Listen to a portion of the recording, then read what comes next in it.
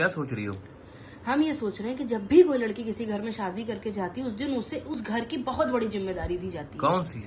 गलतियों की जिम्मेदारी, क्योंकि उसके बाद उस घर में जितनी भी गलतियां होंगी उसकी अकेली जिम्मेदार उस घर की बहू है। क्यों?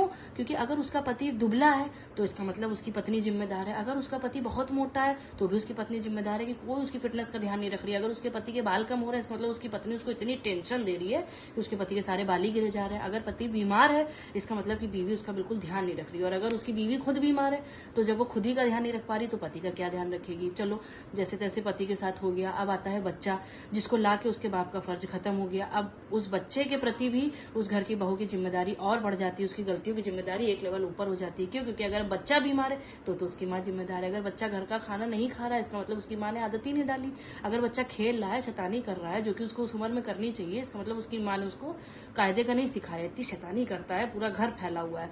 तो ये करके उस घर में जितनी भी गलतियां हो रही है उसके जिम्मेदार उस घर की बहू होती है। नहीं तो कुछ अच्छे काम भी तो करती हो। अच्छी काम की जिम्मेदार वो नहीं है, अच्छी काम की जिम्मेदार तो उस घर के मतलब लोग उसको इतना सपोर्ट कर रहे हैं, उसका पति इतना सपोर्ट कर रहा है, उसके ससुराल वाले इतना सपोर्ट कर रहे हैं कि उससे अच्छा काम हुआ जा रहा है।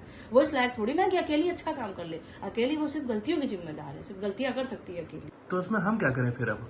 नहीं, आप ये करिए कि आप और आपका बच्चा मिलकर जो इतनी गलतियां करते हैं उसको थोड़ा सा कम कर दीजिए, ताकि जो हमारे कंधों से जिम्मेदारी का बोझ है थोड़ा सा कम हो जाए, इतना कर दीजिए।